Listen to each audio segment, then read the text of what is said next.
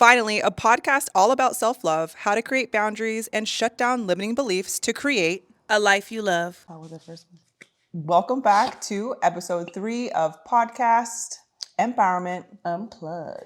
And today we're going to be talking about how overplanning and overthinking to feel safe can leave us feeling depleted and not living in the moment.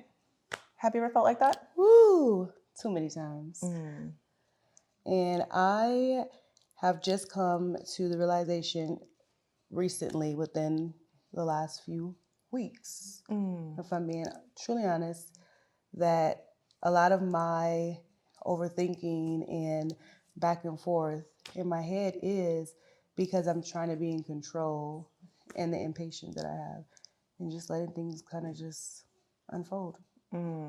That's got to be exhausting, like being over prepared to the point where you're thinking of like what you got to do at noon, what you need to do, what you haven't done, what needs to be done, how far you are behind, and then being prepared for every scenario. So for example, I don't know, you're going on a trip and then all of a sudden, you need to make sure that you got the tires for the trip, the food, the snacks, the hotel, and all this other stuff. And then where you want to hit up when you get to that town, that place that you want to visit to.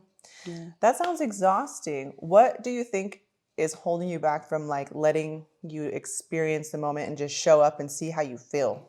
I think work is being a manager. I have a department that I run, and I think just having to adapt, change, and kind of plan ahead. I'm a very proactive person, so I've just come to be plan.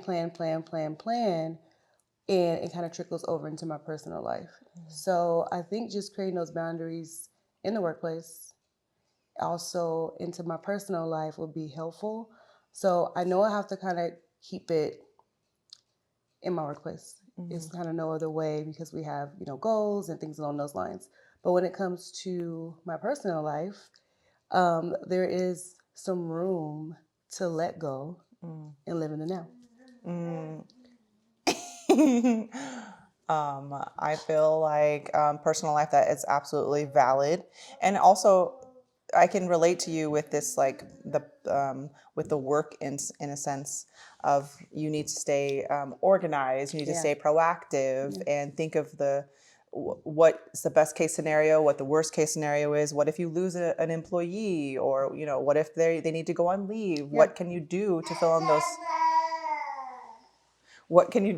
in those gaps and those spaces? You're going to have to come up with either more time off of your plate and things like that. But you are right. What about your personal life? What if you want to just decide to drive to the beach one day and you don't really have too much planned? What are we going to do with this little baby? Pet her, squeeze her, kiss her, love her. She wants to make a cameo. Okay. Going back to the beach scenario, what if you go to the beach and, rather than planning the entire day, just showing up and going to the city of like, all right, well, right now, what sounds good? Maybe like getting on a paddle boat or like, what can you imagine like the best case scenario with that experience? I kind of think that it's important to, if you make it to the beach, get there and see where it takes you. So you may get to the beach and you may see the bike riding area. Want a bike ride? Do that. Or you may want to go to a local eatery. You may want to just sit there and just read a book. Right. Go on your journal. There's no particular plan, and so then you get to experience the unknown. And now you're getting used to just being in that feeling of the now. I like how you just mentioned being in the unknown, because there's a lot of times where as a mom, it's hard to sit in it for a second because you think of all the expectations that I have with like having a household. We've got the baby, I've got the food that I need to cook for my children. I need to make sure that, all of the laundry's done and stuff like that. And like those things are very valid. But when it's time for just myself, all those things are taken care of. It's hard to sit in it to know of all the possibilities because my mind is swirling a million miles per hour. So that's what this podcast today is about. to help that person that Yeah. may feel overwhelmed with all of the responsibilities that they have Yes. throughout the day. And what's one step that they could take towards getting more comfortable with the unknown? I think just trusting yourself. Like, you know that we all have that feeling, whether we've ignored it or we trusted it, but we all know we have that feeling before doing something, right?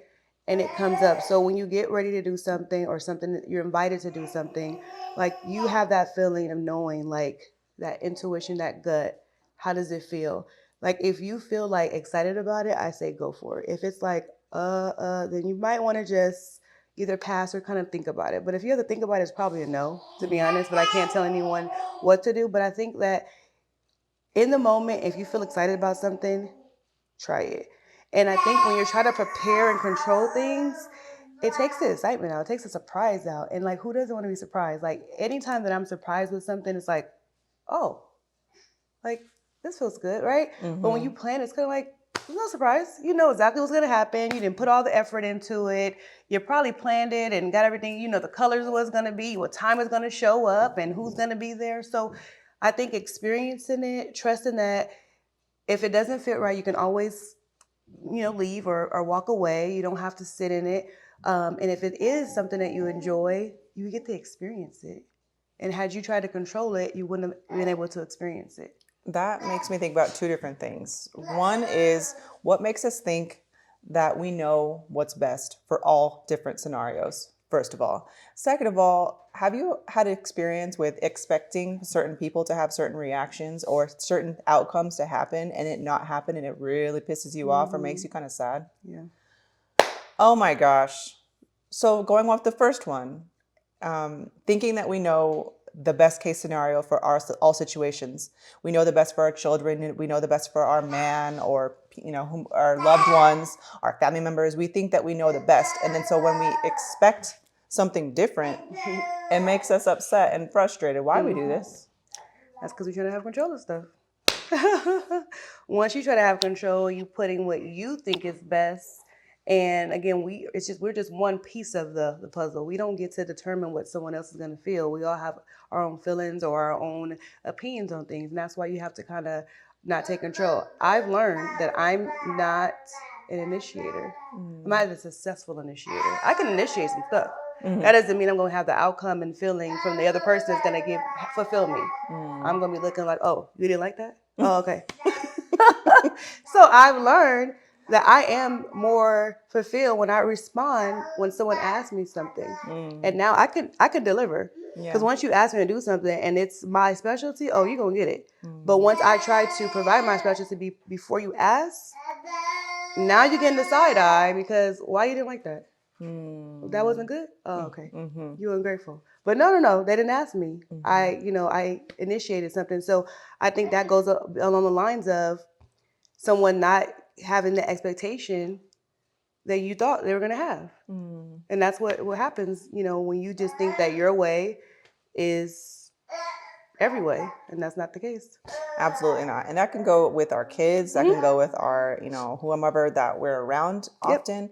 So like with my kids, like I would like them to, maybe invest a little bit more with their future with reading a few books, whether it be about business, finance, those kinds of things. But they're not really interested in that.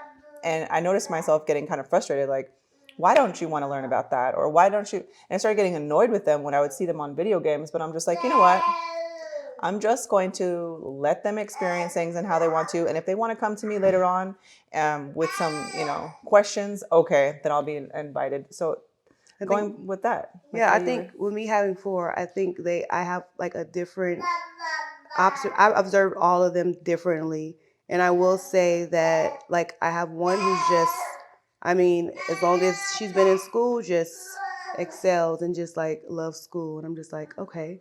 And then I have others that you would think like, oh, you really don't like this? Or I try to, you should do this, do that.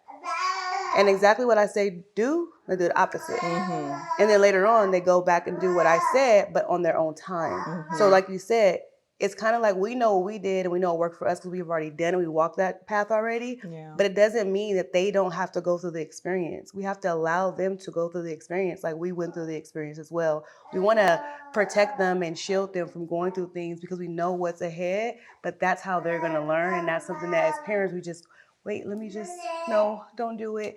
Because we know, like if you touch the stove, it's gonna burn you. Mm-hmm. But I learned touching the hot stove is gonna burn me, so that's how I stopped. Not because you told me don't touch it.